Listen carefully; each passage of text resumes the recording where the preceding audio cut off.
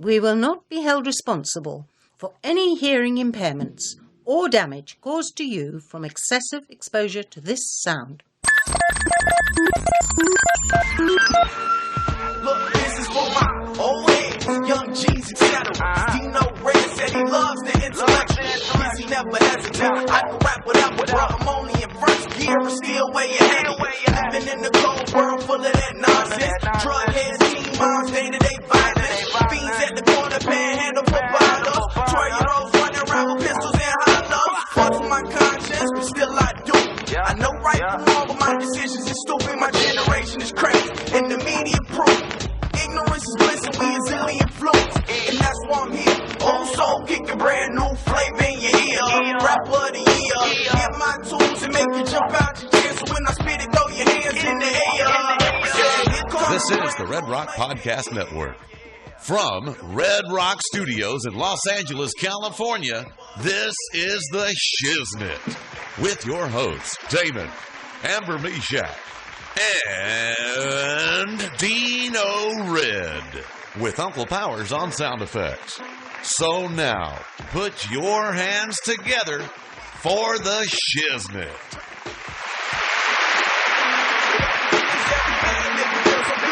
Hey, well, all right.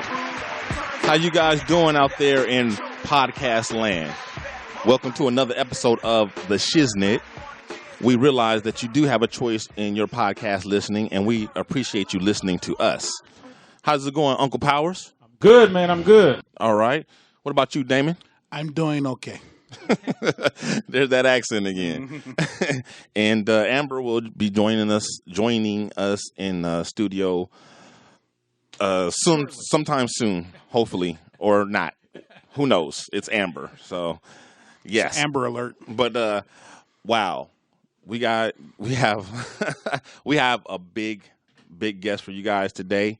We have the real Rick Ross, aka Freeway Ricky Ross, not the fake dude, the one who the fake rapper wannabe gangster dude pretends to be when he took his name. The real Rick Ross. Welcome to the show, sir. Thank you for coming. Big ups.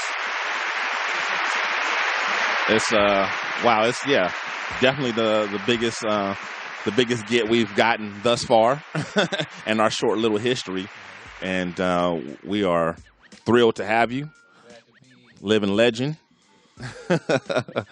And why don't you start with telling us a little bit, I don't know, about your story or your background for our audience members who may not be. Maybe some of them been living under a rock and are not familiar with who you are, or are really, really young. Yeah, that could be it too. Or they're like maybe just like those super saints. They live their whole lives in church and don't know anything about what else is going on in the world. Never opened a paper. Yes, never read or watched a news clip. I just wanted to get out of South Central. Right. I never wanted to be over there. Something about living with roaches and rats. Didn't appeal to you? Didn't appeal to me. Didn't like that, huh? Having holes in your shoes. Right. I guess I'm the only one. And like so many of our youth, I guess one of the first things they look, to as an escape route is athletics, right. Athletics and entertainment. That's just the black community. Right. When you look at the black community, because right now, I go around, I do a lot of motivational speaking and stuff like that, and our kids are really trapped, man. Right. Opportunities are very limited to them. It's something when you don't have an uncle, a great uncle that you can call and say, hey, I got a great business idea. I need to borrow $10,000. I could use an uncle like that, my damn self. But, Uncle Powers. We didn't have that. We didn't have anybody that we could look to that could teach us how to become a real estate agent or a doctor or a lawyer. A lot of times when I talk to the kids, I let them know that the first role models in the ghetto right now is the drug dealer. Right. Many rappers rap about them and sing about them. Right.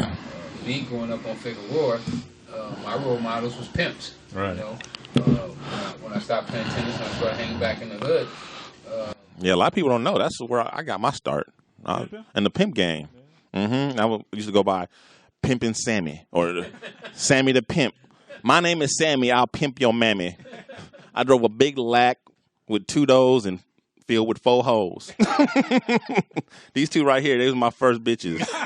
They used to get into it because first Damon was my bottom bitch, but then Mike came along with his pretty yellow ass. Uncle came along with his yellow ass, and then there was this inbreed, this infighting, and it just everything imploded. And If I'm gonna be a bitch, I'm gonna be a bitch. so we was like, "Fuck it, let's go ahead and start a podcast." It was like I was not alive to you anymore. We never went anywhere. You never took me out to dinner. Then he wondered why he got replaced. I hate you. This is all interesting stuff, but I want to hear, how you got into the game, because I mean that's where you got your initial, at least, claim to fame, was being one of the. And for those in our audience who still may not know, I mean, this Rick Ross is probably, I don't know, I haven't looked up the records or whatnot, but I'm sure you've probably gone down as if not the, certainly one of the most prolific dealers in the game, right? I mean, I've read some articles on there that saying that at your peak you was moving like $3 million a day. I also read that you said that was way overstated. Every day. Okay. Oh, is that all?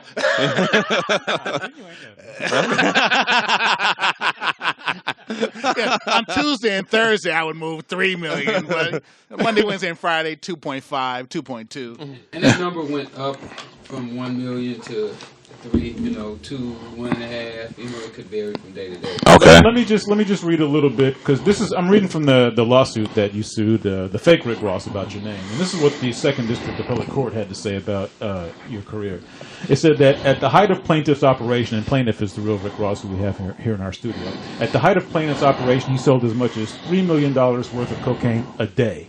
He eventually amassed a fortune worth hundreds of millions of dollars and owned dozens of properties as well as legitimate businesses. So, I mean, is all that true? Yeah. So, I mean, it's pretty accurate. I went through a lot of money. 2 years, for 2 years I made at least $1 million every day. Not profit, but that kind gross. of went through my hands. Right. Wow. So, I mean, that's got to be, I don't know, I can't even think of any drug dealers, period, much less black drug dealers who was moving that kind of weight. I mean, is there anybody on your levels that you know of? I'm sure it is. Yeah. The thing about, like I tell them, they try to rate drug dealers, and I was like, it's such an underground business that you can't. It's not like there's books we can compare, right? They don't have no drug dealer awards. And I didn't even know that I was that big until I went to prison. Really? No, I didn't. Yeah, because you wasn't handling all the cash yourself. You had a whole distribution network that was working through you, right? Counters, guys who basically I didn't consider myself even as a drug dealer.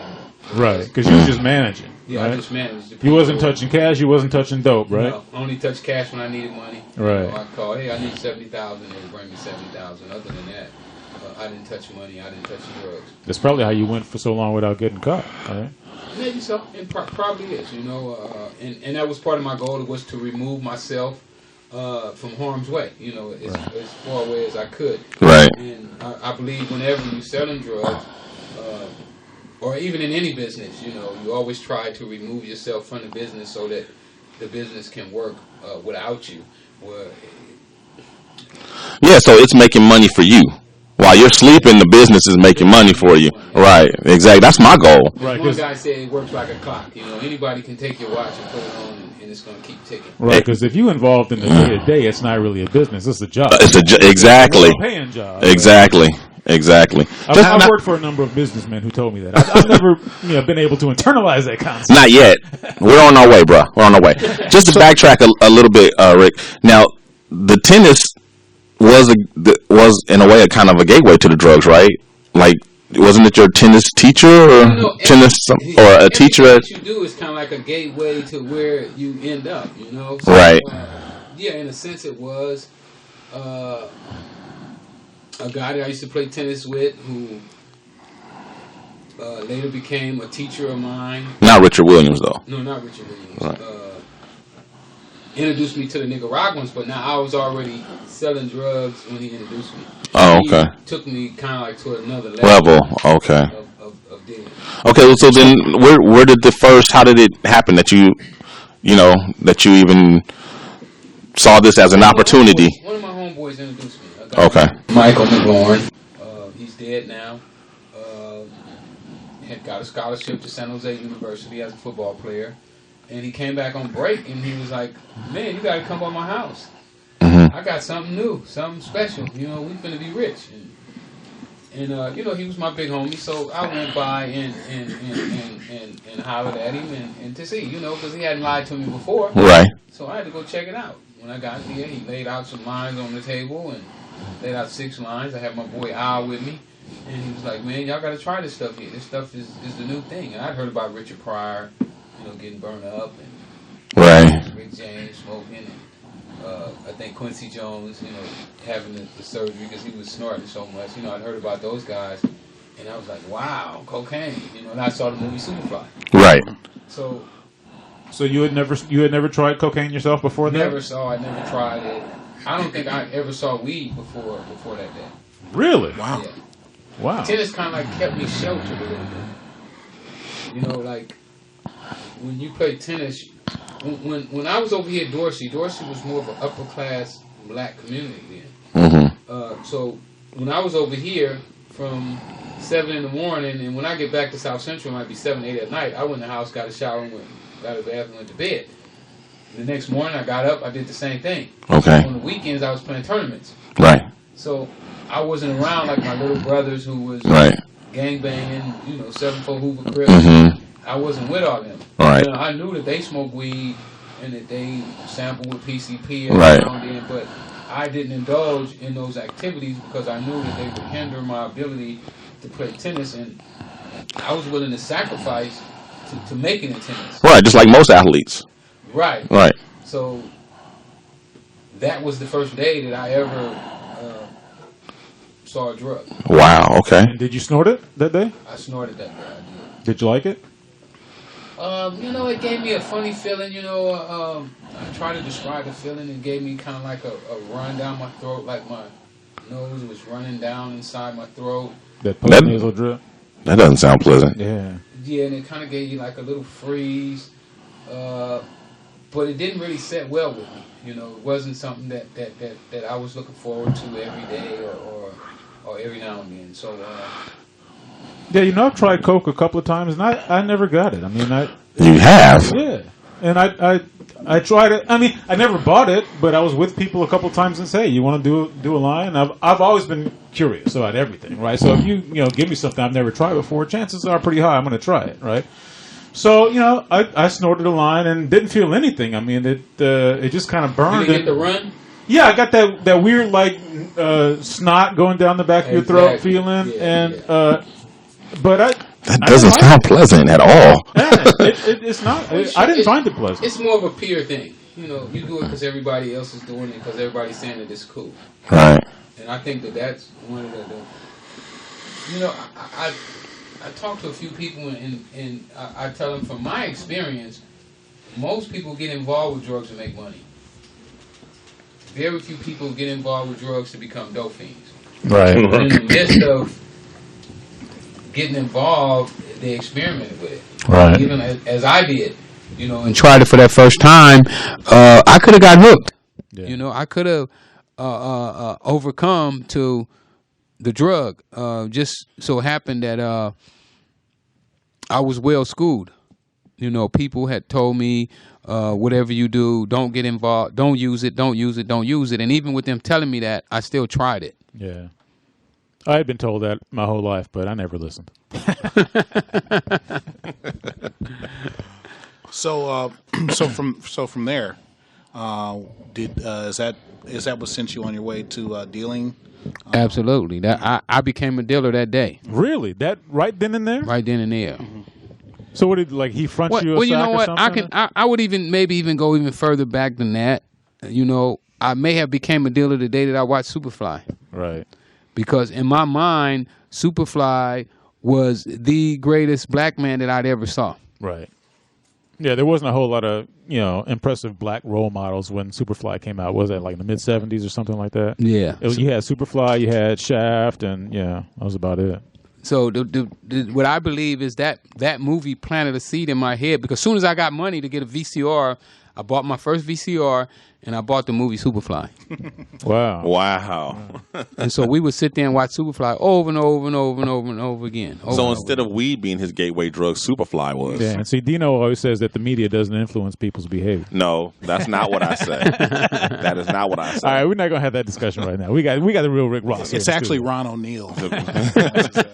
People use the media as an excuse for their behavior. All right, but I mean, but your dealing career in earnest got its start when that buddy of yours, gave you your first blow and introduced you to the drug, right? And I left there with a $50 piece.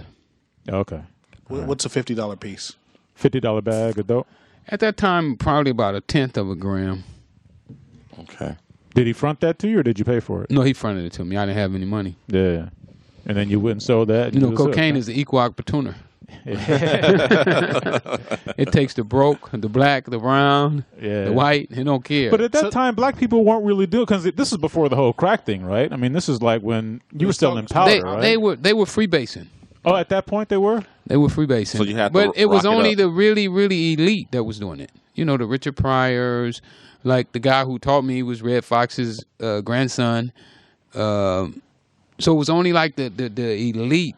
No, nobody in South Central was doing freebasing. No, nobody in South Central was doing Too it. expensive. Yeah, I remember that as a kid. They would talk about that. That was like Sylvester Stallone was freebasing. Yeah, it was an in thing with celebrities too. Right. Yeah, it was really just the celebrities that was doing it. I mean, they couldn't afford it. I mean, a gram was like $400 for a gram. So, who could afford it? How much weed you could have got for $400 back in them days?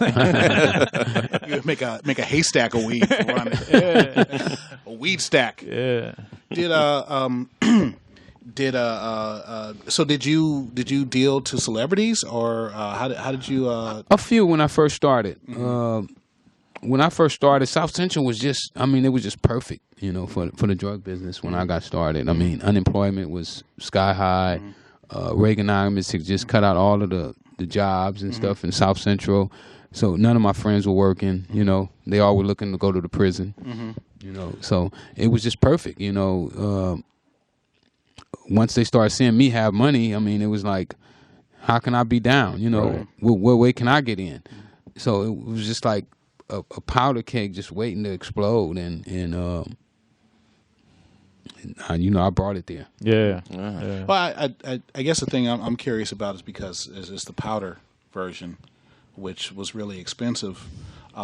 Did you and your friends, did you take them to other neighborhoods, or was you sold the powder in South Central, or where did you? Yeah, where'd you get your first customers at? My first customer, who was my first customer? I think my first customer was a young lady named Sonia. She stayed 2 blocks from me. She was older than I was. Well, no, let me say that. Let me go back. The first customer was a pimp named Martin. Because when he gave me the cocaine, I didn't know what it was. So I started going to everybody, all the older guys that I knew, asking them, was it cocaine? So I ran into a pimp, Martin, at the park. And he took me by. He cooked it up and sampled it and sampled it and sampled it and had a little teeny weeny piece. And he said, man, it's all gone. You might as well let me have that and I owe you $50. Oh, so you sold it all to him? Well, he got it all. I don't know if I sold it all to him or not. I don't know if that's the correct word, sold it. You got robbed by the pimp. Because see, when you sell it, you get money. And Pimp Martin wasn't breaking you off with no dollars at that point? No. So that was kind of like my first customer, per se. And then what happened is he brought back Big Mouse, and then I think Sonia was next. And those were my first customers, and then it just started going, one pimp after the next. And So basically, did you have to cook it before you sold it, or? At first, I didn't. I didn't at first. But what happened is my business started to grow, and then I started getting people that would come over at 6 o'clock in the morning, and they want to hit before they go to work, and they would be like, man, I got to go get cooking utensils. You got any cooking utensils? And then it just popped in my head is, why not already have it cooked up for them? Wow, you were like a cocaine shop, a coffee shop, cocaine coffee shop. Pretty much, they be wanting to get right before they go to work in the morning. Grits and cocaine. Wow. Okay. So first it was the powder, and then so would you say you were like one of the first drug dealers, at least around here, to like sell it already in rock form? Because at first people was doing that on their own. I was one of the first ones. I definitely was the first one to mass market it. Okay. To be cooking up like keys at a time and selling them. I definitely was one of the first ones to do that, if not the first. Okay. Wow. Well, how did you get the idea to mass market cocaine? Well, I had a little group that I grew up with, and we were like brothers. Mm-hmm. So, it was kind of like awkward for me to go out all the time, and then I got to buy dinner, I got to pay for gas. And I was like, man, what y'all gonna do? Y'all gonna sit around and watch me get rich, and they just started coming in one by one. Oh, okay. One by one. And then all the other people that I had been in contact with all my life started hearing, Rick is rich. And that brings friends back into your life pretty quick. Absolutely. I guess. Rick hit the lottery. So people just started coming, from all over. So how long was it between when you first started dealing and you got hooked up with the Nicaraguans? It didn't take long. No, I was still buying like quarter ounces when I met the first Nicaraguan. Was that? And I met the first Nicaraguan right down the street from here. It's crazy. Was that Blandon? No, it was his brother-in-law Ivan. Oh, okay. I didn't meet Blandon until probably about a year and a half, 2 years later. I paid $60,000 to meet him. Wow, really? Who'd you pay that to? To Henry, Ivan's brother-in-law. Okay, so obviously you knew that once you met him, you'd be able to get some major weight from this dude, right? Yeah, well, I'd kind of figured out, moving up the food chain, you want to get as close to the source as you could. It's amazing about being in the drug business because you meet some really, really sharp people. Really, really intelligent people smoke drugs and are involved with them, and they just taught me so much. I mean, even to where I am today, I owe so much to the people that I ran across in the streets and that taught me the things that I know right now today. Is from these people, is this where you got the idea to reinvest your money? Absolutely, they taught me about real estate. That I should be putting my money into real estate. They taught me don't drive fancy cars, even not to use the drugs. It was the people that use the drugs that told me don't use. So if I want to be rich, they just taught me so much, man. Even with who I am today, So you're essentially a pretty disciplined guy. I try to be. I'm a vegan right now. Oh, okay. Wow. How long you been doing that? About 22 years. Wow. Really? Yeah, I started while I was in prison. Mm-hmm. Once I find out something works, I went to prison illiterate, but I didn't come out that way. Right. That's right. I read over 300 books while I was there, all business related. So you made good use of your time. Yeah. I found an issue that eventually got me out of prison. I had a life sentence without the possibility of parole. Wow. They had counted me out. As a matter of fact, LA Magazine did a great story on me last June. The guy Jesse Katz, who used to write for LA Times, had did a lot of interviews on me. And he had wrote an article for the Texas Monthly when I was in Lompoc, USP Lompoc. And when he came, I told him, man, I'm going to get out. And he did a follow-up article in LA Magazine about me being out and whatnot. So it's just amazing, man, And I mean, right now, I'm teaching a class in Watts, a high school class that's accredited. The kids will be able to use it for their graduation. It's crazy. My life is just one big amazing thing. What's the class about? I'm Crack teaching 101. Economics. I'm teaching them economics, how to how to basically get anything they Amber's want. here. Hey, Amber, how are you? I'm all right. Welcome back. Thank you. You're looking lovely as always. Thank you. Hi, Amber. Hello. Amber, this is the real Rick Ross. The real Rick Ross. Meet Amber. Hi, Amber. I figured that's who it was. Well, actually, I don't know if you remember, but we met before when you were on the neighborhood council, and I was working for the city. Yeah. Yeah. Okay. Yeah. Okay. No, he don't remember. No, he doesn't. I didn't think so. I do. I remember. I mean, I got a bad memory, but I do remember that. But that speaks to, what you were just talking about is your transition. You're doing a lot of things for the community now. So what do you want to talk about as far as what you learned and how it's applying to how you're giving back now to the community? Well, like I was saying, right now, one of the most amazing things to me is that now I'm being allowed to teach a class in Watts at alternative high school, and the class that I'm teaching is going to be an accredited class. And, I don't have a high school diploma, nor a GED, nor a college degree. And you're teaching college. That hard knocks degree, though. That's Right, PhD on the streets, baby. Yeah. And I spoke at UCLA, at Stanford, and, Louisville, Kentucky, and got paid $3,500. And, Brown University has been, sweating me to come there and speak. So it's just amazing that how, your life can do a 360, and Right. I think that I've made a total 360 turn with my life. I went from, being totally illiterate to doing the law and debating the law with Harvard and Yale graduates. And giving speeches at colleges all around the country. Yeah. I spoke just about every high school here in L.A., Dorsey, Manual. What's the topic? Is it motivational speaking? Well, it kind of like... Say nope to dope and ugh to drugs. Giving them a background, giving them a background on what it's like, how you get started, how you can let your community define who you are. I believe that I had become a person that was being molded by my surroundings and not me molding my surroundings. And that's how I became a drug dealer. I don't think that it was all of my making for me to become, because at one time I was totally anti-drugs. Wow. Before you started selling? Yeah, before I started selling. Yeah.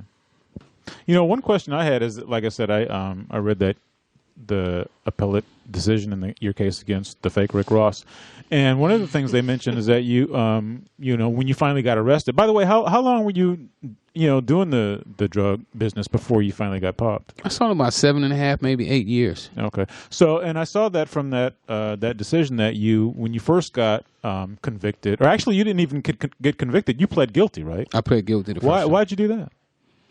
It made sense. Because they had you dead to rights?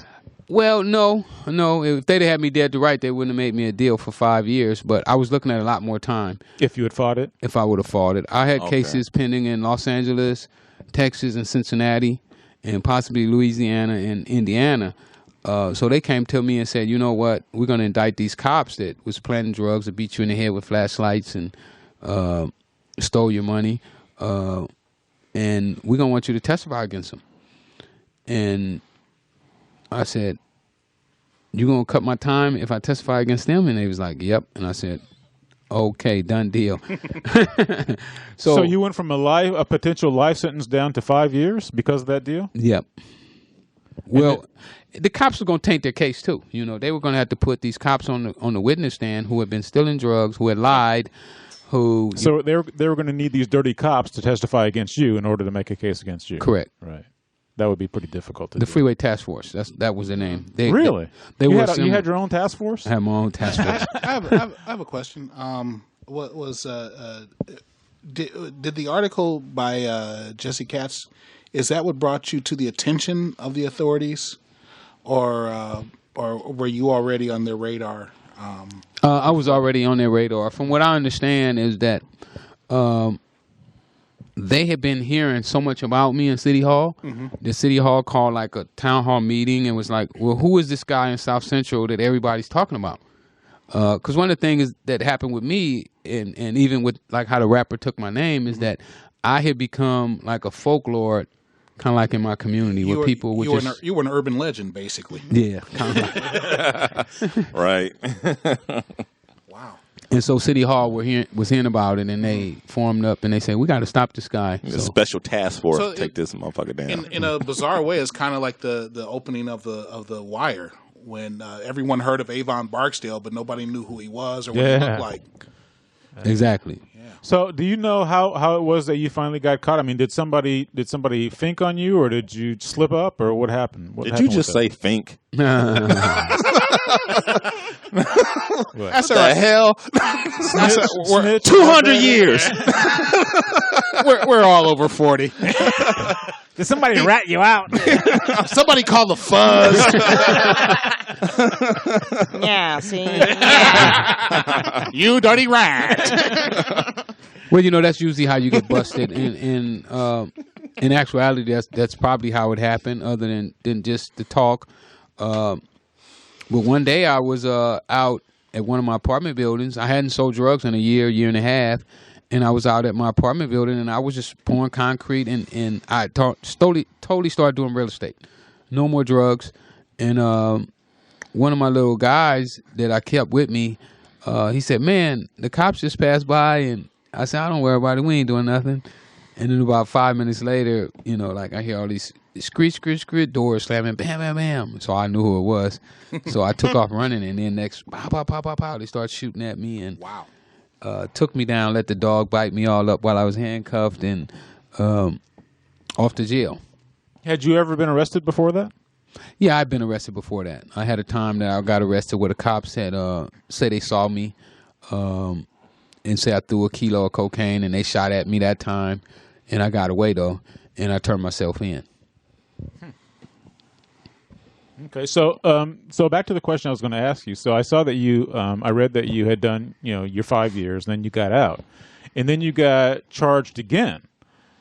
Was that because you had started dealing again, or did they, drag up some new? Entrapment. Yeah. Yeah. What happened is I got out.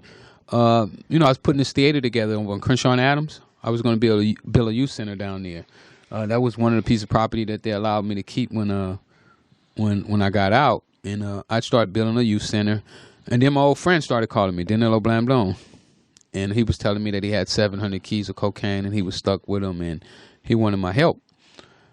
So this went on for about 6 months. I only stayed out 6 months. So he just constantly called me week after week after week. And he was asking me if I would just introduce him to one of my partners that was still dealing. And I did it. I succumbed to him and introduced him. And when I did, I got the conspiracy. Wow. Oh, wow. So you was trying to go clean, and this dude kept hounding you to just introduce him to somebody, and that's what got you the serious time. And then you got 20 years after that, right? Well, I got life first, and then I got the life cut down to 20. Yeah. Then I got the 20 cut down to 17. Okay, so you served the whole 17? No, you do 14. You get some good time. You do 14 and a half, something like that. Right, you were always a model prisoner, right? Yeah, somewhat. I mean, I didn't fight. I didn't carry a knife in jail. Mm-hmm. You wasn't shanking no dudes? No, I didn't participate in that stuff. I spent most of my time in the library, on the weight pile, or either on the tennis court. So because of they had tennis courts in jail, in prison? They did. Yeah, back then. So because of your legendary status, your street status, whatever, you were able to basically just go about your business in jail without having to participate in the choose up with the gang sides and all that stuff. Yeah, and yeah. You can just kind of keep to yourself. Nobody really has to. It's a little rougher if you don't, and if you're not me. But you can pretty much get along in jail without choosing sides and without having the status. But by me being me really helped me a lot, and it was my attitude too. I worked experiments in jail because I had just started reading self-help books and stuff like that. So what kind of experiments? Well, he split the atom. Did you hear about that? I did a little test. I read Winning Friends and Influencing People, and so what I started doing is just saying hi to everybody that I come in contact with. Ask them, how are you doing? How are you doing? Guys that normally don't speak to nobody. Right. Guys that are really mean and mad all the time. And That's just not to a see. good way to get shanked? Mm-hmm. No. It really if I was in jail, I wouldn't be saying nothing to nobody. Yeah, but nobody be balled up in my corner. Just leave me alone. That's why nobody likes you, Uncle. So it really worked out. I mean, it showed me that the books were correct. You know, I saw guys that used to wouldn't speak when they would see me coming, and they would speak to me before I had a chance to speak to them. So, wow, just things like that there. Okay. So another thing I was curious about when you finally got out after your long bid, you mentioned that they had allowed you to keep one piece of property. Were you able to keep anything? Because you had amassed a major fortune. I mean, according to this decision, you had hundreds of millions of dollars had gone through your hands, and you had purchased dozens of properties and legitimate businesses. Were you able to hold on to any of that, or no? No, I mean, I come from a background where my family wasn't equipped to run businesses. They wasn't business savvy. So no matter what you give them, they wouldn't know how to keep it. Right. You know. But it wasn't so much that the government confiscated it. It's just that you didn't have people who were able to maintain it and run it when you were away. Right. Okay. All right. So you basically lost everything that you'd amassed. You had basically lost it by the time everything. When I got out, I was broke. The last time I got out, I was broke. The first time I got out, I still had a little property, a few pieces. But by the time I did the 14, I was totally. And that, and in the actuality, after I sit in prison and I thought about it. That was probably one of the best things that ever happened to me, because until you hit the bottom, you can't start to rebuild. And as long as you have something to hold on to, you'll still hold that crutch. But after I no longer had that crutch, then I basically had to teach myself how to walk again with nothing. And that's pretty much what I did. It's funny. I've heard that from a lot of people. After they lost it all, they saw it as a chance to redefine themselves or absolutely. Because I don't know if I would have still had, if I would have still been able to pay $5,000 a month, while I was in jail and stay on the phone all day. I don't know if I'd have been reading. I probably would have been just talking to people on the telephone all day. Right. And because I enjoyed talking on the phone when I was in prison. I would just stay on the phone, just calling people all day. Keeping up with the streets. But once that no longer was there, I had to replace that desire to be on the phone with something else. So you actually were one of the few people who took advantage of your time. Oh, absolutely. I took real advantage of the time that I spent in prison. And I mean, I'm doing so many of the things that I said I was going to do in prison. Mm-hmm. It's like, I mean, sometimes I wake up and I have to pinch myself. It's like just a dream, to be able to move the way. Did you just see? They just did a big article on me in Esquire magazine. Did you weren't able to see that? No, I didn't see that. When did that come out? It came out in October, the 80th anniversary. They had Obama on the cover, and I get a kick out of telling all the kids that they gave Obama the cover, but I got the magazine. Right. They gave him 2 pages, and I got 8. Wow. No, I did not see that. Is it online? Do you know that article? Yeah, it's online. Yeah. You can go to esquire.com and it'll come up. So, I mean, it's just... My research on you was lacking. It's just, it's just amazing. Don't you have a job? It's just amazing, at what a person can do with themselves once they know who they are and their potential. And how much time have you had? I mean, when did you last get released from prison? I've been out 4.5 years now. 09, right? Yeah, 09. Yeah. September. All right, and since then, tell our audience what you got going on, what your latest moves are, and what's your plan for the future? I mean, we know you're working on the book. I assume there's probably some kind of talk about a movie. Documentary. We saw one of the documentaries. You saw the one with American Gangster on BET. Is that the one? Okay. Yeah, I'm working on one right now. We're about to cut a deal with. I never pronounced this TV channel right. Al Jazeera. Al Jazeera. Yeah. We're cutting a deal with them right now where they're going to take my documentary and make it the face of their new launch in America. Okay. And I'm going to be kind of like their guy. The Middle Eastern... but they're branching out. Yeah, they're going to be the new CNN. I mean, they really... I mean, more than CNN. They're going to be major. They're worldwide mainstream. Too. Yeah, they're worldwide. They're like they tell real news. Yeah, they don't cut it and... Wow. Yeah, they're more like the Arabic BBC. I mean, they're worldwide and they're expanding into all sorts of markets and media and everything else. They got TV and newspapers and radio and everything. Yeah, well, the guys that they say own it are big oil tycoons. Yeah. Of course. And this is a hobby to them. So they want to sit down and talk to me. We're just waiting on the producers to set up the meeting. What else I got going on? When did you say your book is coming out? That's soon, right? Yeah, we hoping the biography? 15th. We hoping the 15th of this month. Yeah. Also been working on the movie with Nick Cannon. You know, that's coming along. We got. What's your role in that? Are you producing it? I'm gonna be a producer. Yeah. I thought he was going to be Nick Cannon.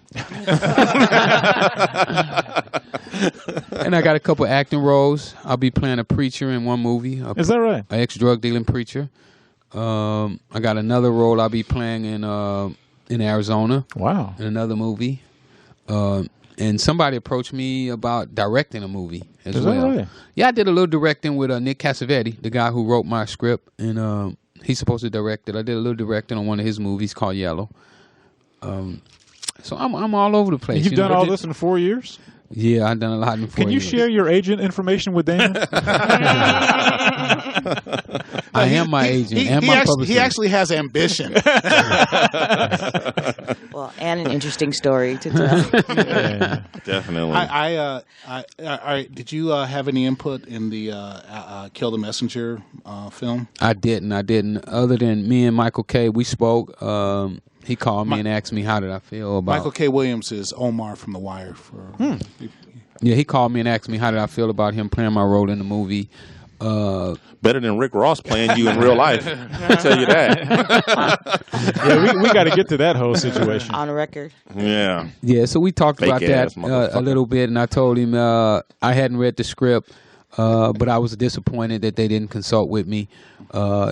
And he assured me that he was going to go online and research me and try to keep the character as close to myself as he could. Okay. Now, for those of you who don't know, "Kill the Messenger" is now it's a book, but it's now. I actually happen to be reading it right now. It's about Gary Webb, the man who wrote the 3-part expose about the CIA and their connection with the Iran Contra and all that. Yeah. Yep. And in the book,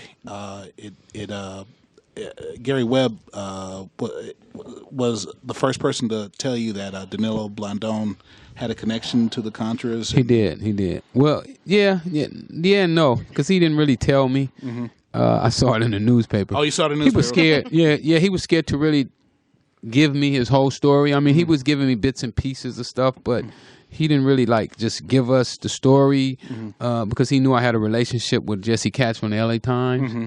So he was afraid of getting his story. Yeah, he was scared of giving his story snatched from under him. But me and Gary had developed a nice friendship. You know, I knew his wife and his kids. Matter of fact, I spoke at a library in San Francisco, and his wife and his kids came out to the engagement, and it was exciting to see them. Okay. So you're still in contact with him then? Yes, I am. Oh, okay. Mm-hmm. Did they ever figure out who killed him?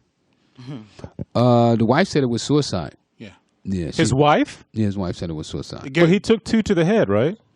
Yeah. But that's kind of hard to do. They said doctors said that it can't happen. It can? Yeah. You can shoot yourself twice in the head. That's a serious dude who wants to kill himself. Yeah. Well, speaking of guns and killing and all that, I've noticed whenever I look at documentaries about you or I read about you or whatever, there seems to be a surprising lack of violence that is not associated with you, which in our minds, big time drug dealers and violence go hand in hand. Mm-hmm. Now, would you say that's accurate? And if so, how did you manage to be what seems to be atypical? Well, anytime money's around, violence can come. It can be drugs. It can be Jack in the Box. If you go to Jack in the Box, they got big glass things up on their windows because they know that they have money, and when it's bad, people will come in there and rob them. So it's the same thing in the drug business. But in general, I believe that smart drug dealers don't want violence. Right. Because they know that violence is going to bring heat, homicide detectives, and people that are going to get to the bottom of it. So in general, especially the guys that I grew up with who sold drugs, didn't want violence. Now, there has been some violence, where somebody would come and try to rob them or kidnap one of their people and they go and retaliate. But in general, I don't believe that the violence went with the drug business. Now, what the news media had did is took it and spent it whenever there was a gang infraction. they would also put it gangs and drugs because it made it more sensationalized. And it gave them an opportunity to change these laws and start locking up a lot of the young black men. You know, right now we have 600,000 young black men in prison for non-violent offenses. Not saying that if they sold drugs and they killed somebody too. No, he never killed nobody. He just sold drugs, but they charged him as if he was the guy who did actually kill somebody and sell drugs. Right. Have you read the new Jim Crow? I did. So could you comment on that and just what you think about the way the whole war on drugs is being escalated since the time you got in the game until now? Well, I mean, I can tell you the first time two of my guys got busted with 2 keys of cocaine, they wasn't in jail 30, 40 minutes. I had them out. This was in the early 80s when it was still, a white man's drug, per se, as we call it. Well, the laws were really lax. You know, those guys never did more than 30 minutes to an hour in jail. But as time went and more black guys got involved, the laws started to stiffen, not only in the feds, but the state and so forth. And it got so bad that they took out illegal search and seizure. A lot of the things that used to apply no longer apply, to people. It was so bad when I was downtown L.A. at MDC L.A., they had arrested only 2 whites for crack in the whole time, the whole first 2 years. It was only 2 white guys that had got arrested, and they allowed those guys to go over to the state where they were going to get probation, and the black guys stayed in the feds and got 5 to 10 years. So it was really, really racially motivated.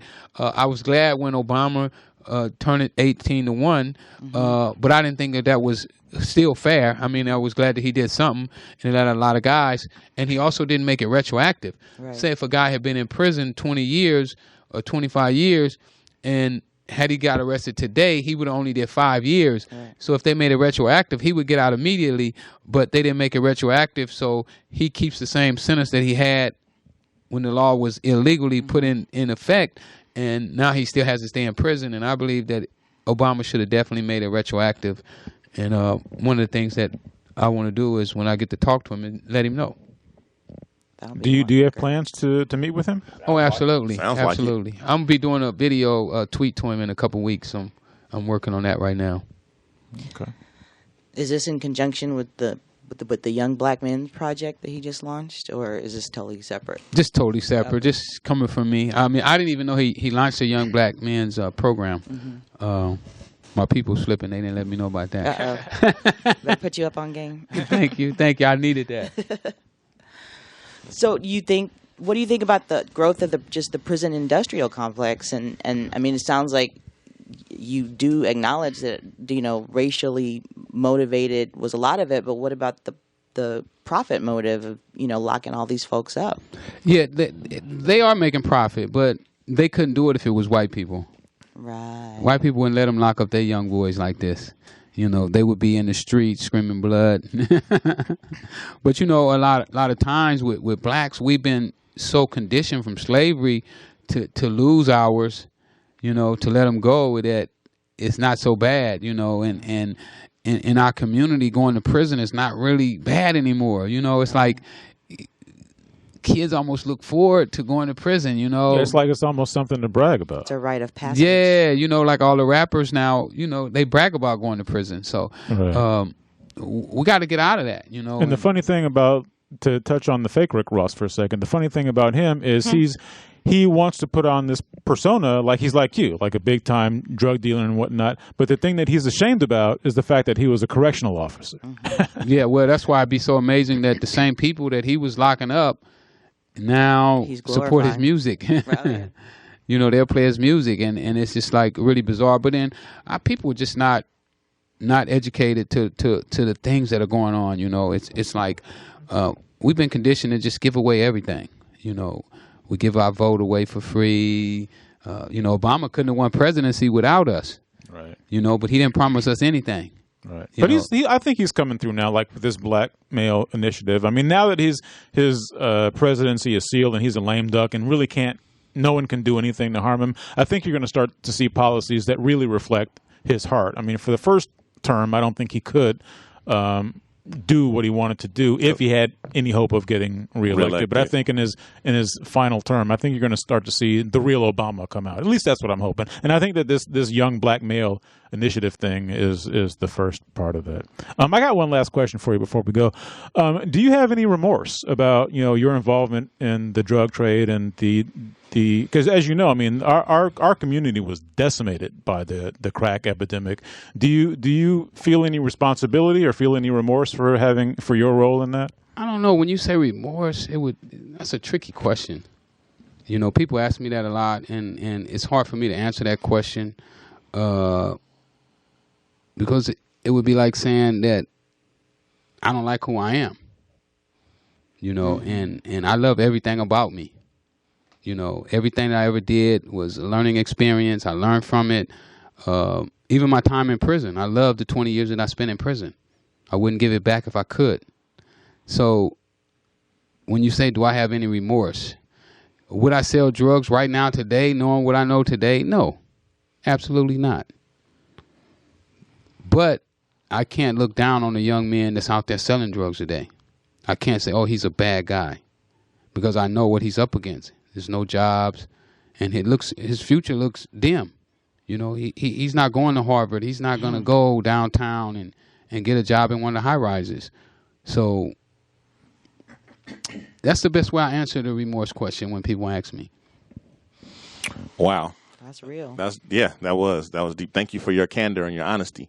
And thanks again for coming by, giving us your time. We really appreciate it. Appreciate you coming here and we want and to speaking with continue us. The conversation another time. Absolutely. Maybe when the book come out, we'll come back. Absolutely. That sounds good. Keep us posted. Any movies or anything that come out. And go cop that book, because there's a lot to learn from this gentleman. Yeah, it's right. A lot. Do you have any websites or anything you want to plug? A Twitter handle? They can get my T-shirt. I have a T-shirt company too. That you can go to Freeway Social Media and get my T-shirt. My book will be sold on Freeway Social Media as well. You can hit me up on Twitter, Freeway Rick, Instagram, Freeway Rick, and Facebook, Freeway Rick. All right, ladies and gentlemen, you heard it. Freeway Rick, the real Rick Ross. Thank you, sir. Thank you. We'll be back after this.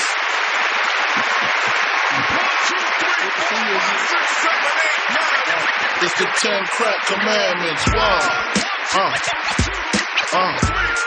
You can't tell me nothing about this coke. Can't tell me nothing about this crack, this weed, my hustling niggas. Niggas on the corner, I ain't forget you niggas. My triple B niggas. 1, 2, 3, 4, 5, 6, 7, 8, 9. I've been in this game for years. It made me an animal. There's rules to this shit. I wrote me a manual, a step-by-step booklet for you to get your game on track, not your wig pushed back. The Shiznit. The Shiznit. The Shiznit.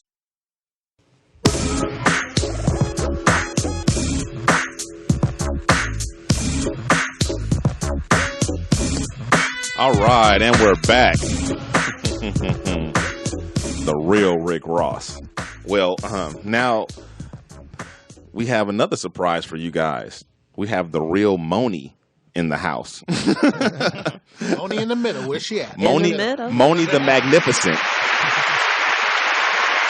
Monie the Magnificent is going to be our woman on the street, female correspondent.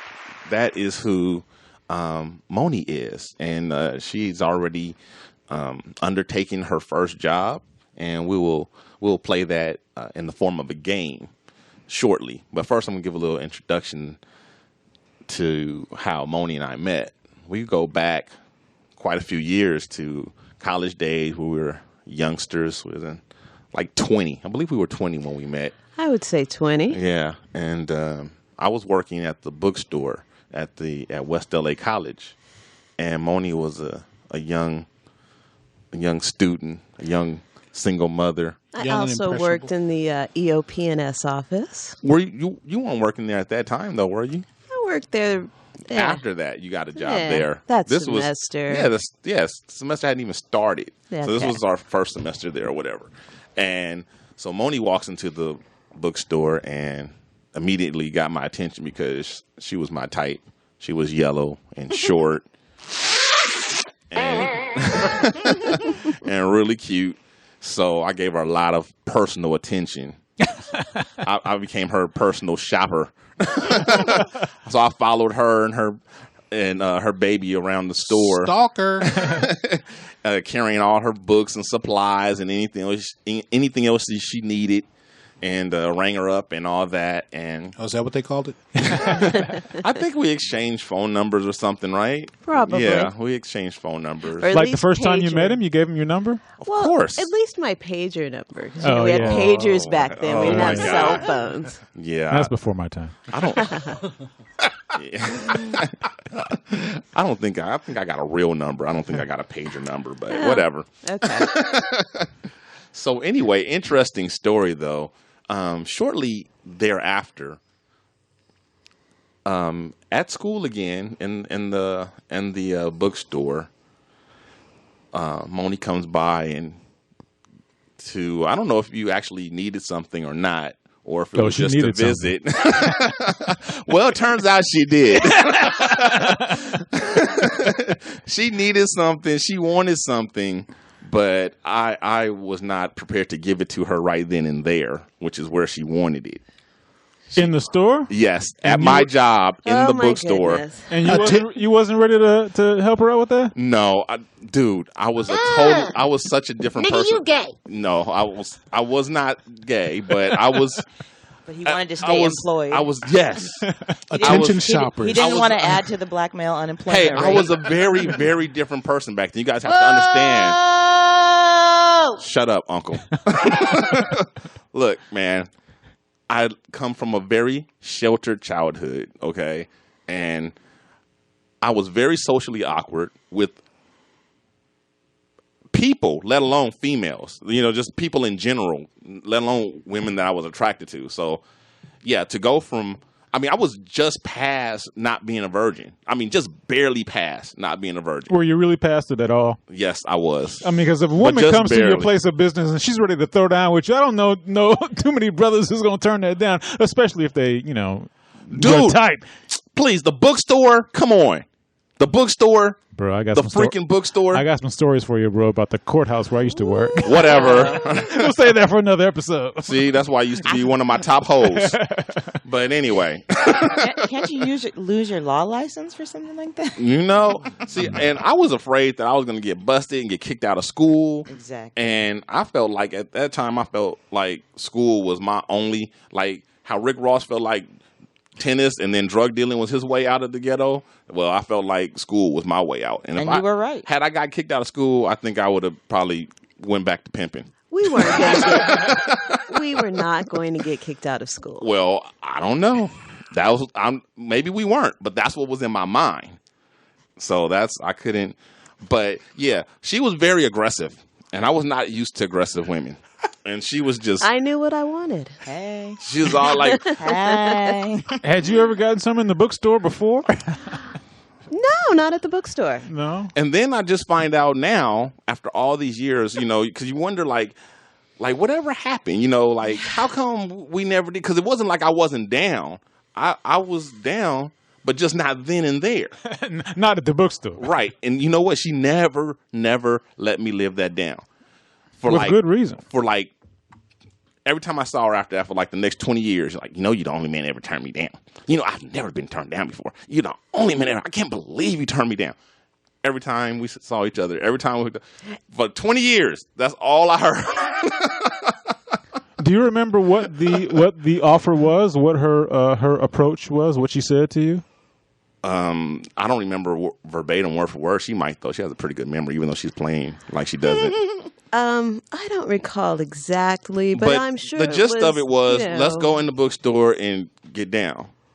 Let's go in here and get down. And I was like, was it that you actually wanted to do it in the bookstore, or you just needed it right now? I think I needed it right then and there. Oh, okay. That is what it was. So you didn't have any secret fantasies about bookstore sex that you were trying to no, it was, live out with my bro? It was Dino. Yeah. So and basically, it was right then and there. Basically, you needed a bookworm, is what you're telling us.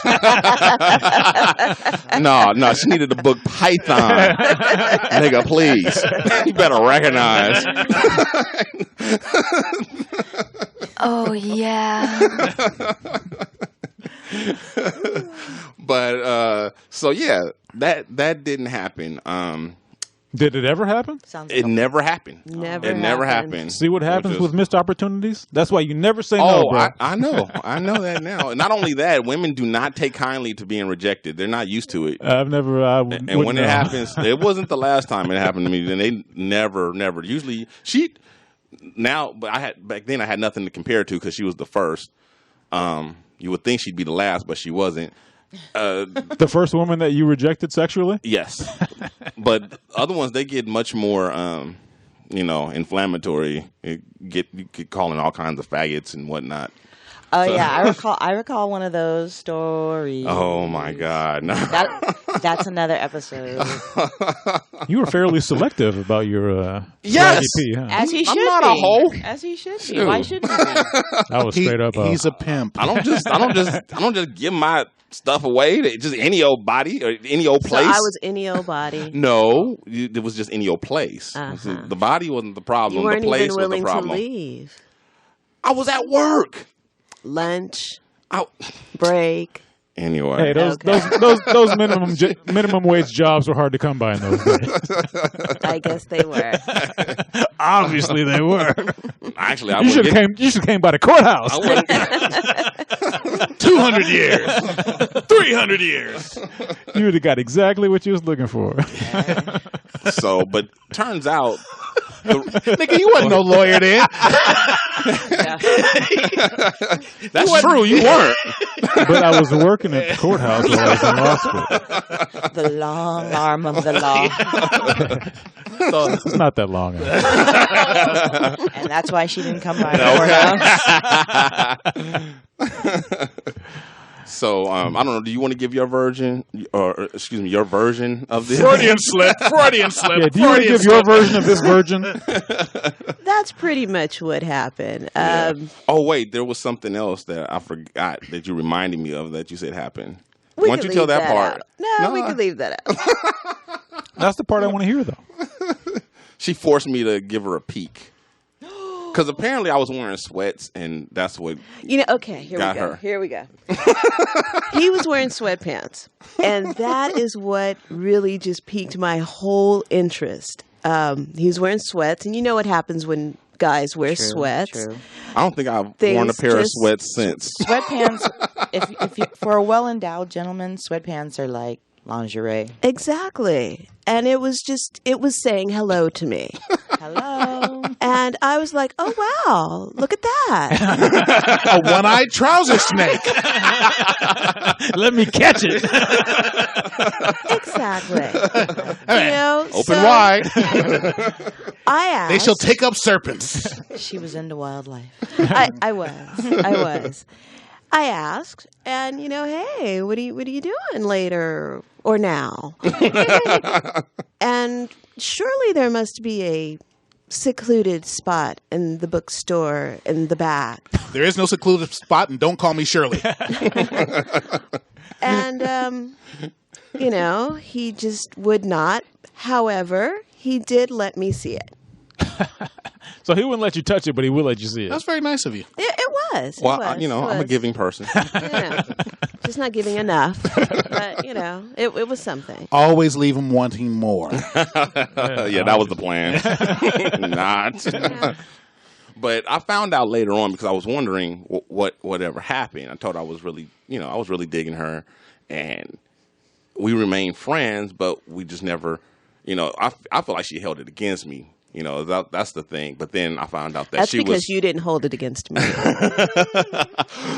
But I'm bummed. Hey, I tell the jokes around here.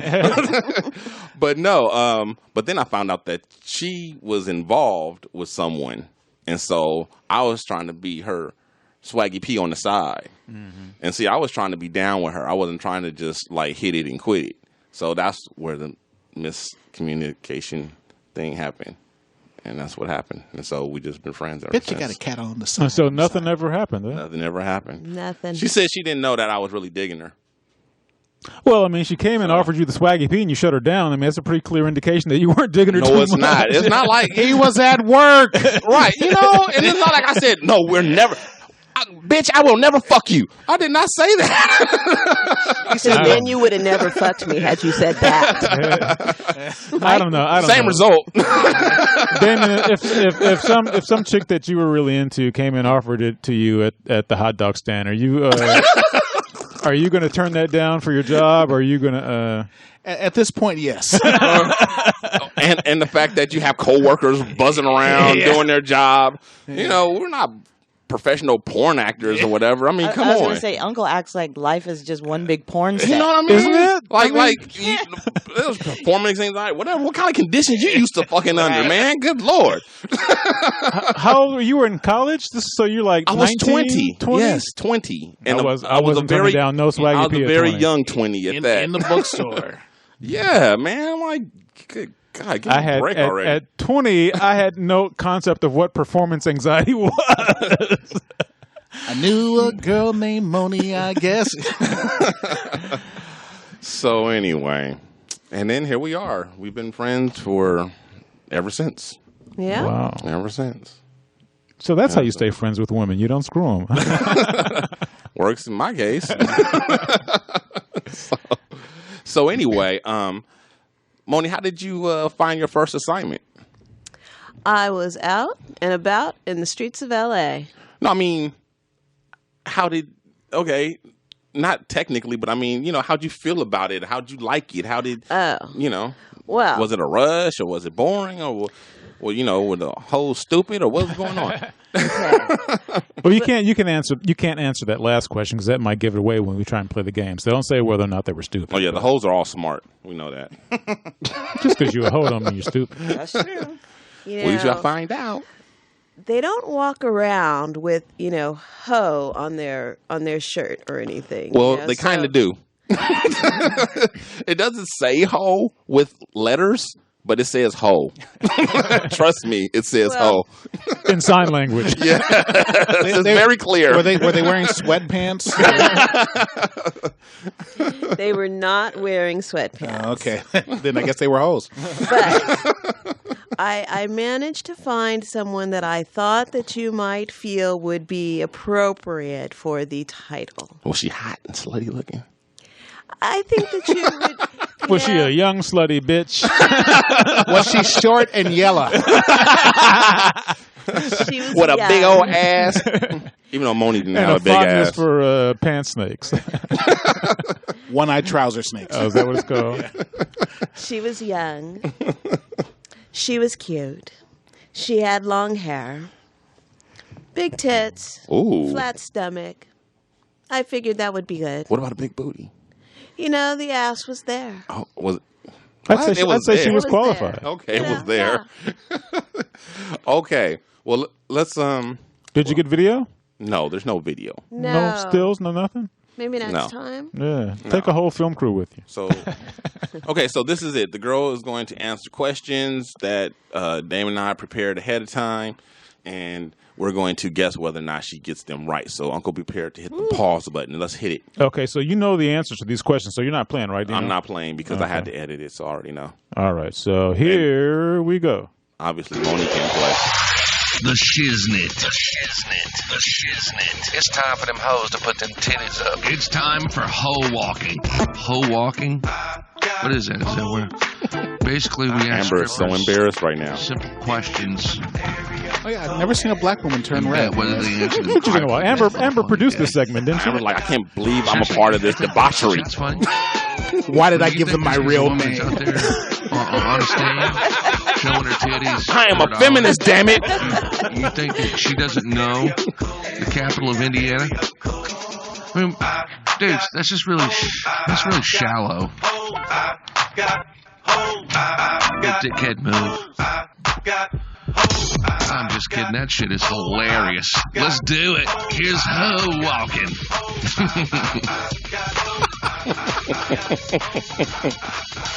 Hi, this is Monie from the Shiznit, coming from you live and direct from the streets of L.A. It's Black History Month, y'all. Let's see who knows Wait, what. on the pause. streets This is going to be also a learning experience. What the hell was that? This is Monie coming from the streets, y'all, live and direct. I love that, y'all. That's the best part. That does not sound real. That does not sound like you. I don't think I've ever heard you say y'all ever. You know, I thought I would try it out. I like it. Thank you. Don't Thank you. experiment on my show. Y'all. Live and direct, y'all. Well, when I have felt like you, she was talking directly to me.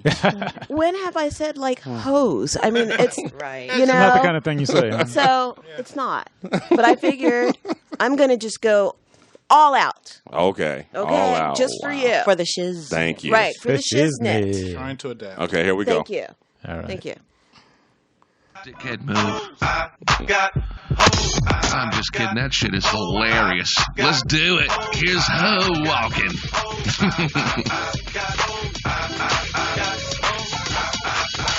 Hi, this is Monie from the Shiznit, coming from you live and direct from the streets of L.A. It's Black History Month, y'all. Let's see who knows what on the streets of L.A. Here comes a young lady. Let's see what she... Hi, my name's Monie from the Shiznit. Can I ask you a few questions about Black History Month? Sure. What's your name? Mimi. Hi, Mimi. Do you know who Jackie Robinson was? Pause. Yeah. Okay. First mistake. Well, not the first mistake. The first mistake was that y'all, that live and direct y'all. Second mistake. You were supposed to read all of the multiple choice answers and then let her choose. Okay. Okay. So these are the choices that she had that you guys won't get to hear because she just Because Monie screwed up. yes. Well, it was her first look. time. Well, let's look. And she Here's took what creative happened. license and I thought that First mistake. that I should give her an opportunity to show what try she and knew. try might. and guess what she she right, might but have see, something. this is the thing. It's a comedy thing because obviously this is not serious, and half of the comedy is in the ridiculous answers that we wrote. And if you don't read the ridiculous answers, the audience doesn't get to hear that. I did give her an opportunity to choose from the multiple choice. Right, but she. Okay. Go ahead. Third mistake. Don't argue with me. You got it. We've all learned that the hard way. Alrighty. Okay, hit it. Oh no, I'm sorry. Let me read the choice that she didn't get. Okay, Smokey Robinson. Okay, Jackie Robinson was A. Smokey Robinson's real name. B. Singer/songwriter. C. First black to play baseball in the major league. D. First black astronaut. Okay. So play the answer? Play the answer. He's a baseball player. Ah, all right now. Oh, we were supposed to guess whether or not she'd get it. Oh, yeah, I'm sorry. I guess she'll get it. Yeah. I figured she would get Well, it. you know Jackie what? Robinson's pretty. That's another thing. That's partial credit because saying that Jackie Robinson was just a baseball player is saying like Martin Luther King was just a preacher. Right. You know what I'm saying? That doesn't really fly. If you don't say he's the first black player, that's like partial credit at best. No, it's better Well, than she did Smokey get Robinson's baseball. real name. Right. No, Yeah. yeah, but it's She funnier. knew the She at least knew the sport. Yeah. Yeah, at least. Yeah, so that's why I said partial credit. Okay. Okay, let's go to the next one. All right. Hit play. How about this one? Who was the first black Supreme Court justice? Yeah. Okay, so I think she actually gave these options. So what do you guys think? You guys want to hear the options and you want to Yeah. guess which ones you think she chose? Yeah. Okay. A. Should I play him? No. Well, I'll tell them to you guys first so you can get your answers together. So there's before she. Okay. A. Clarence Thomas. B. Thurgood Marshall. C. Clarence Williams III. D. Django. Django, the first black Supreme Court justice. Holy mac! If she picks Django, she's too stupid to be a hoe. Or too militant. Okay, guys, what do you guys guess? Let's start with you, Uncle. What do you think she's going to pick? I think she's going to guess right. I think she's going to say Thurgood Marshall. Okay. B, what do you think, Amber? I think she's going to say either Clarence Thomas or Django. You only get one. Yeah. So, out of those, she probably only heard of Clarence Thomas. Okay, and Damon, what do you think? No, she's not going to get the correct answer. Well, which one do you think she's going to get? Oh, which one do I think she's going to get? Yeah, which one do you think she's going to choose? Oh, Jesus. Pay attention, bro. Clarence Williams III. All right, let's go. Let's see what she picked. All right, I'll help you out. Make it multiple choice. Was kind it of you. Clarence Thomas, Thurgood Marshall, Clarence Williams III, or Django? Django. Wait a minute. No. First of all, you said Django? I did. I know. I messed that one up. That made it funnier. Awesome. That made it funnier. That was so awesome. Django? That was beautiful. And I saw the movie, and he said the D was silent, but I still messed it up. I like that. That was great. Oh, And then she followed right behind you with the Django. Let it play. Oh, my goodness. Wow. We see why her career Alrighty there you have it. Django was the first black Supreme Court justice, according to Mimi. No, it's Thurgood Marshall. Very good. She redeemed herself, ladies and gentlemen. Oh, so she was just kidding when she said Django. No, she was not. She kind of took a cue from your face, and she knew that she needed to pick another one. Wow. Okay. Well, her second try, she got it right. So She did. that's She not bad for a redeemed hoe, herself. right? It was either Django or Thurgood Marshall. If you would have given her Django Marshall, she'd have been all. Yeah, if you had given Django a last name, she'd have stuck with Django. Okay. Oh, let's go. Keep it rolling. Let's go. Holy mackerel! Wow. This is so All fun. right, now. The Underground Railroad was what? Stop. All right, here's the choices. a subway system built by I no longer slaves. have any faith in this hoe's ability to answer any of these questions. Okay, the Underground Railroad was A, subway system built by slaves. B, the original name of Soul Train. C, escape route used for runaway slaves. Nah, no way. D, secret passage back to Africa. And I like the way you did that. The secret passage back to Africa. I like that. That was very good. Like, shh, don't tell nobody. It's still a secret.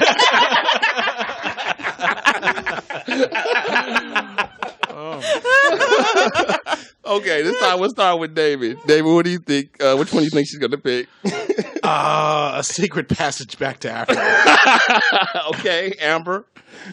Wait, I'm sorry. What were the? It's a subway system built by slaves. The original name of Soul Train.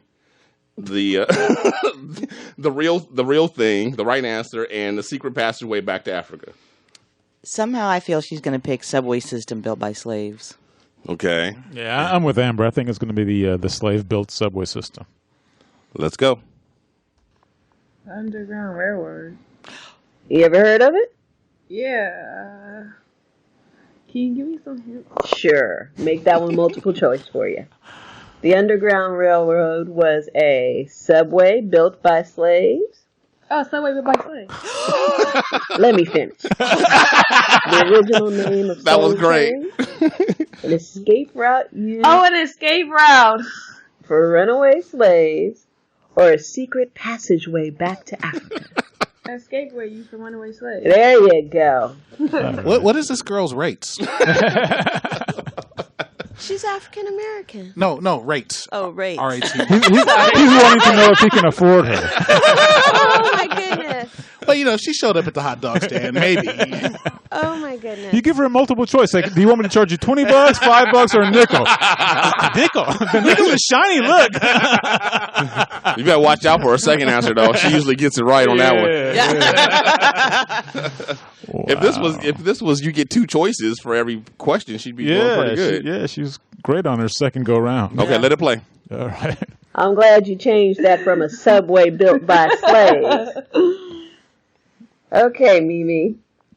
Here's another one. Do you know who Madam C.J. Walker was? Pause. Or what? Okay, this is another one that she didn't get the multiple choice. The choices are A, pressing comb. Okay, I'm sorry. Madam C.J. Walker was famous for A, pressing comb, B, Afro sheen, C, prostitution, D, burlesque. Wow. Well, she was a madam, right? Right. Right. It's Mike's turn. My dad's uncle's turn. It's Amber's turn. Amber's turn. Anybody? Yeah, whoever. Go ahead, Amber. I think I'm going to say prostitution. Yeah, the madam thing is kind of confusing. Yeah. And she damn well knows what a madam is. You I'm think guessing. so too? Yeah. Okay. What about you, D? I'm gonna go with I'm gonna say she knows this one. I'm gonna say the pressing comb. Pressing comb? Yeah. Was she a black Yes. lady? Yeah, she may know that one. Let it go. Let it rip. I mean, what she was famous for? Creating hair products. Okay, that is true. Is there any particular hair product she created? The pressing comb. That's right, girl. High five. Use one of those, don't you? All right, I knew you would know that one. All right, here's an. Okay. Should I just let her read the next question? Yeah, let her read it. Yeah. Okay. Another one. What comedian rose to fame as the wise-cracking eldest son of James and Florida Evans? Choices are A, Johnny Walker, B, C.J. Walker, C, Jimmy Walker, D, Alice Walker, E, Walker, Texas Ranger.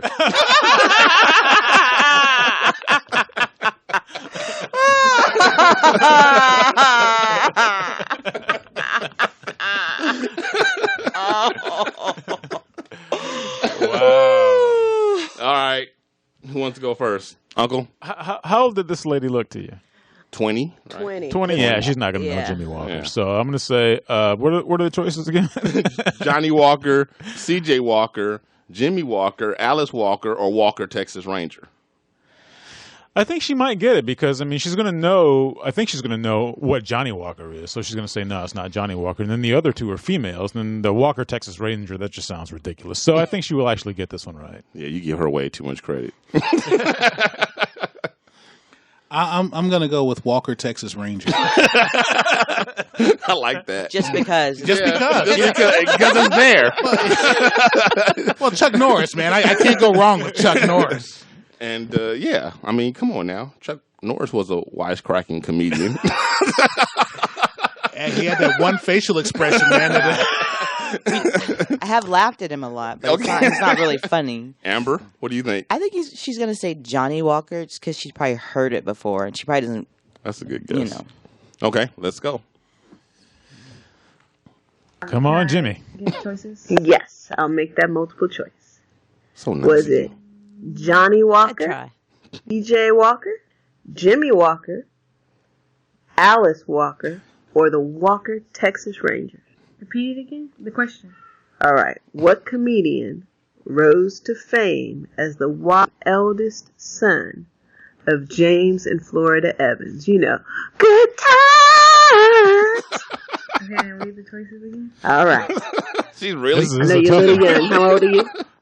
20. 20. It's a little bit before your time, but, you know, they got TV One, reruns, Netflix. All right. YouTube. Johnny Good Walker, times on Netflix.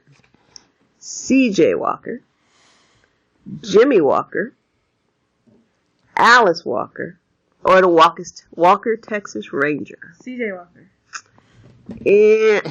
Sorry. C.J. Walker. Didn't she just answer correctly who Madam C.J. Walker was? It was familiar. She's like, wow. Okay, let's play. Maybe she thought that somebody named their son after the famous Madam. black Prostitute. black inventor of hair products. Wow. I can already tell that I'm never going to get this game right. Okay, go ahead. It would be Jimmy Walker. Dynamite! Yeah, that would be him. I know, it's a little young. You might want to ask your mama. All right. She might want to ask her mama a few other things before that. There's probably some other guidance she could get from her mama besides who Jimmy Walker was. Yeah, Maybe not. Maybe that's the best she could do. I think if she was getting any guidance from her mama, she probably would have chosen a different profession. I'm Perhaps. Unless her mama wasn't home. just saying. Yeah. Multiple choice for you. A woman called Moses is the moniker of what? Moniker is like another name for. Don't patronize me. Okay, the choices are A, Moesha Mitchell. B, Marion Barry. C, Carol O'Connor. Which Wow. you said Conrad O'Connor. Oh, no. And D, Harriet Tubman. All right, D, back on you. Who do you say? Moesha Mitchell, Marion be Barry, Moesha. Carol O'Connor, Harriet Tubman. Well, since Mike planted the thought in my mind, I'm going to go with Moesha Mitchell. All righty. And Amber? I'm going with Moesha as well. Okay, and what about you? I like Moesha also. Oh, okay, trifecta. Let's go. So, like an AKA. So, was also known as Moesha Mitchell, Marion Barry, Conrad O'Connor, or Harriet Tubman. Whoever the hell he is. A woman called Moses. Harriet Tubman? Oh, There you wow. go. Yeah. Oh, you naysayers. Yeah, she got it. She's Nailed restored it. my faith in humanity. Wow. Or hoes, at least. Well, I never lost my faith in hoes. Oh, okay. Wow. And let it go ahead and play out. All right. Look at you. And that, ladies and gentlemen, is Black History Month in the streets for the Shiznit. I'm so proud to be black I now. got hoes. Yeah, we got pretty base with this one, but oh well. Yeah, well, the good news is that Black History Month was over by the time this aired. So. Yeah, It's now Irish History Month. Well, we had to air it on CB time. But wasn't that fun? Oh, man, that was ridiculous. Absolutely ridiculous. I'm still uncomfortable. As am I. I still can't believe that she picked Django as the first black Supreme Court justice. Django. It completely threw us all off. I mean, I would have bet my life that she would have said anything other than Django. Yeah, nobody picked that one, and that's the one that she picked. That's crazy. Oh, man. But imagine how awesome that courtroom would have been. Django? Your Honor. That's 300 days. Ooh, Django and Powers. It's still about time. Oh, that'd be a hell of a law firm right there. Django and Powers. You stay locked up. We will bury But we'll you. break you out, though. We'll come break you out. I got to be honest with you. I had my doubts about that bit, but it's absolute gold. Absolute gold. Well, thank you. Oh, wow. Let's see here. Okay, well, with that, I think we are going to call this a wrap. And thank you guys for all being here. Thank you guys for tuning in and listening.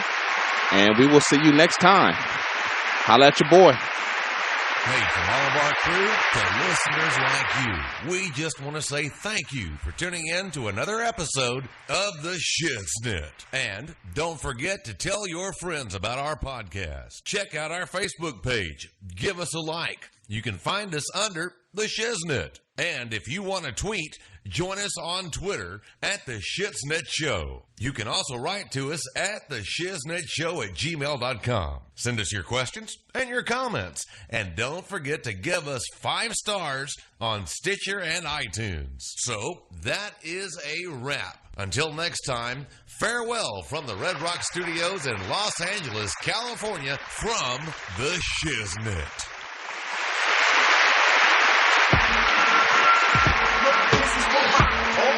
Young Jesus settle. Dino Ray said he loves the intellect. He never has a doubt. I can rap without the word. Monie in first gear, still where you at. Living in the cold world full of that nonsense. Drug heads, teen moms, day-to-day violence. Fiends at the corner, panhandle for bottles. 12-year-olds running around with pistols and hollows. Fuck with my conscience, but still I do. I know right from wrong, but my decisions is stupid. My generation is crazy, and the media proof. Ignorance is bliss and we is illy influenced. And that's why I'm here. Old soul kicking brand new flavor in your ear. Rapper of the year. Get my tools and make you jump out your chair. So when I spit it, throw your hands in the air. Yeah, here comes the brand new flavor in your ear. Time for new flavor in your ear. I'm kicking new flavor in your ear. Dizzy kicking new flavor in your ear. Here comes the brand new flavor in your ear. Time for new flavor in your ear. Hey, yo, Big Shaq is crazy, ain't it? Baby girls need having babies lately. Tell me, David, how young black brothers won't date a black. And I'm a mixed kid, I'm just stating facts. It's crazy. All the life they tell us good and bad. But everything they said was bad make me feel so good. Ironic. And everything they said was against the rules turns out to be the actions that I tend to choose. Probably. A matter of fact, most likely, but we live and learn. And everybody want a chance, but don't get a turn. And everything we need to know, we never get to learn. And when we find our own knowledge, we just get discouraged. So this the new shit, then take it how you want it. I hope you choose to pay attention and just don't ignore it. Coming with a brand new flow, my old haters in the rear, man, cause I'm kicking brand new flavor in your ear. Said I'm kicking new flavor in your ear. Dizzy kicking new flavor in your ear. Here comes the brand new flavor in your ear. Time for new flavor in your ear. I'm kicking new flavor in your ear. Dizzy kicking new flavor in your ear. The Shiznit, hosted by Dino Red, me, Shaq, Damon. We out here. Let go.